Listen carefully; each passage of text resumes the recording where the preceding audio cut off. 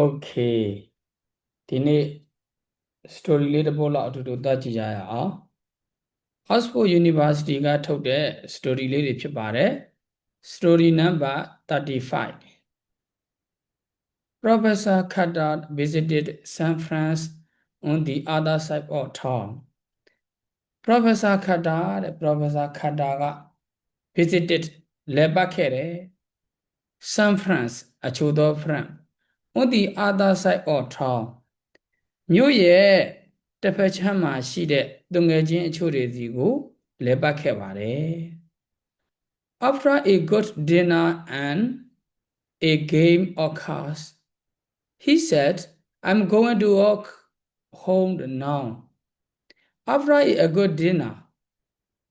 ဆိုတော့ညသာစားပြီးတဲ့နောက် and ပြီးတော့မှ a game of cards ဖဲကစားပြီးတဲ့နောက်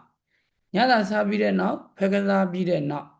အဲ့တော့တော်တော်လေးညှင်းနေသွားတယ်ဆိုတဲ့သဘောပေါ့ he said သူကပြောတယ်တဲ့ I'm going to walk home now တော်ပြီကွာတဲ့ငါအိမ်ပြန်တော့မယ်တဲ့လမ်းလျှောက်ပြီးတော့မှအိမ်ပြန်တော့မယ် walk home now ယခုငါလမ်းလျှောက်ပြီးတော့မှအိမ်ပြန်တော့မယ်တဲ့ but his hostess looked out of the window and said the weather is very bad but ဒါပေမဲ့ his hostess အရှင်မက looked ကြည့်ခဲ့တယ်တဲ့ out အပြင်ကို looked out အပြင်ကိုကြည့်ခဲ့တယ် of the window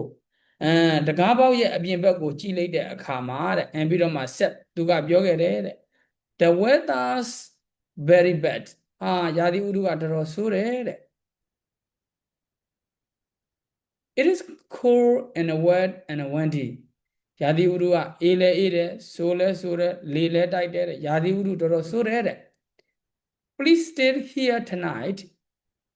ကျေးဇူးပြုပြီးတော့မှတဲ့ဒီညဒီမှာအိပ်ပါလားတဲ့ she went and made him a bed သူမက want တွားပြီးတော့မှ made ပြုလုပ်ခဲ့တယ် him သူ့အတွက် a bed အိယာခင်းပေးတယ်ပေါ့အိယာပြုလုပ်ခဲ့တယ်အိယာခင်းပေးတယ်တဲ့ဒီနေ့ညဒီလဲတိုက်တယ်အေးလဲအေးတယ်ရာသီဥတုကလည်းဆိုးစစ်တယ်အဲ့တော့မပြန်ပါနဲ့တဲ့ဒီမှာအိပ်ပါဆိုတော့မှသူကအကုန်လုံးစီစဉ်ပေးတယ်ဆိုတာပေါ့အင်ရှင်မဆိုတော့ဟုတ်ပြီ After a few minutes she came back to the living room but the professor was not there after a few minutes မိနစ်အနည်းငယ်ကြာပြီးတဲ့နောက်မှာတဲ့ she came back သူကပြန်လာခဲ့တယ် to the living room အခန်းကနေပြန်လာပြီးတော့မှ but ဒါပေမဲ့ the professor was not there the professor အဲ့ဒီ professor က was not မရှိတော့ဘူးတဲ့ there အဲ့ဒီအခန်းထဲမှာမရှိတော့ဘူး she and her husband waited for half an hour သူမရဲ့အမျိုးသားကတဲ့ waited စောင့်နေခဲ့တယ်တဲ့ for half an hour နိုင်ဝက်လောက်ကြာအောင်စောင့်နေခဲ့တယ် and then ပြီးတော့မှ they want to bed သူတို့မလာတော့ပါဘူးသူပြန်တားလို့မရပြန်သွားတာနဲ့တူပါတယ်ဆိုပြီးတော့မှသူတို့အိယာတဲ့ကိုဝင်အိတ်ကြတယ်တဲ့ they want to bed အိယာတဲ့ဝင်အိတ်ကြတယ် but then the professor knocked at the back door of the house but ဒါပေမဲ့တဲ့ then အဲ့ဒီနောက်ပိုင်းမှာ the professor အဲ့ဒီ professor က knocked ခောက်ခဲ့တယ် at the back door အိမ်နောက်ဖေးတကားကိုခောက်ခဲ့ပါတယ်တဲ့အိမ်နောက်ဖေးတကားကိုခောက်ခဲ့တယ် door of the house အိမ်နောက်ဖေးတကားကိုခောက်ခဲ့တယ် he was very wet သူကအရန်ကိုဆွဆွနေပြီတဲ့မိုးတွေမိတာပေါ့အပြင်ထွက်တော့မိုးတွေမိတာ his host came to the door သူ့ရဲ့အိမ်ရှင်မက came to the door တကားနားကိုရောက်လာခဲ့တယ် you are here မင်းကဒီနေရာမှာရှိရတာတဲ့ he အဲ့ professor က set ပြောတယ် happily ပြောပြုံးနေပေါ့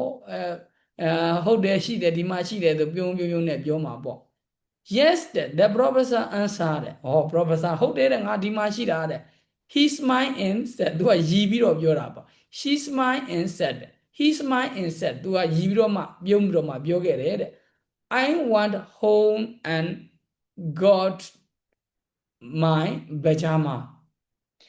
I want home ငါအိမ်ပြန်သွားခဲ့တယ်အိမ်ပြီးတော့မှ got ရခဲ့တယ် my pajama ပြောရမယ်ဆိုရင်တော့သူကညဝတ်အင်ကြီးမပိုင်ရင် မအိတ်တတ်တဲ့သူလားမသိဘူးညဝအင်ကြီးမေ့နေလို့အိမ်ကိုပြန်ယူတဲ့ပုံစံမျိုး I got